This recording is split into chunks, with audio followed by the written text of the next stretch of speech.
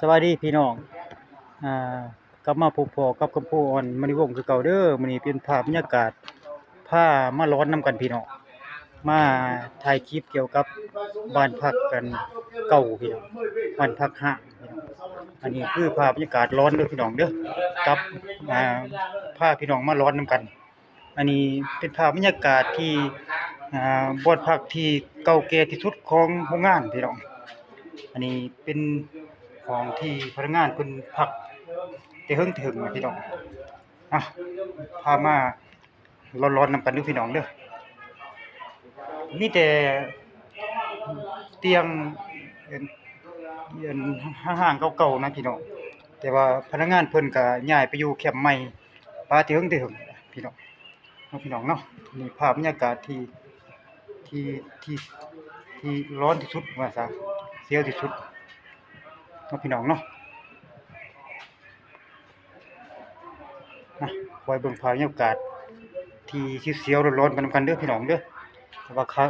ข้าพเจ้าก็อ่าเสียวๆคือกันพี่น้องแต่ว่ามาถ่ายคลิปให้พี่ให้น้องคอยเบิ่งภาพบรรยากาศที่แบบแปลกใหม่พี่น้องเนาะพี่น้องเนาะคอยเบิ่งภาพบรรยากาศที่ร้อนอุ้ยนี่พี่น้องเด้ออันนี้เพิ่นไต่ไฟเนียนพี่น้องแล้วก็มีบอนอ่าไปเคียงไปค้างนี่ล่ะพี่น้องจึงได้จะได้ล่ะครับแต่ว่าบางห้องก็ยังมีไฟอยู่พี่น้องแต่ว่าบางห้องเพิ่นก็บ่ได้ใช้ไฟหรอกเพราะว่าบ้านพักเพิ่นก็บ่ได้ใช้พี่น้องเนาะพี่น้องเนาะแต่ว่าส่วนหลายก็มืดแหละพี่น้องมืดแต่ว่าก็ข้าพเจ้าก็สิถ่ายเข้าไปเป็นบางห้องเด้อพี่น้องเพราะว่าบางห้องที่ข้าพเจ้าก็บ่กล้าเข้ากันย้านคือกันพี่น้องแต่ว่า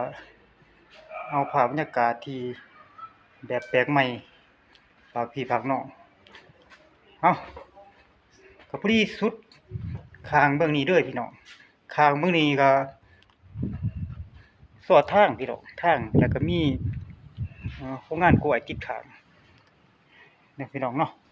แต่ว่าข้าพเจ้าถ่ายคลิปเบิ่งหนึงก็เสียวเลยพี่น้องเนาะพี่น้องเนาะอันนี้คือบรรยากาศที่เสียวที่สุดของบ้านพักที่เก่าแก่ที่สุดของโรงงานเฮาแต่ว่ากลางคืนก็มีคนเข้ามาใกล้เด้อพี่น้องเพราะว่ามันเสียวเนาะพี่น้องเนาะ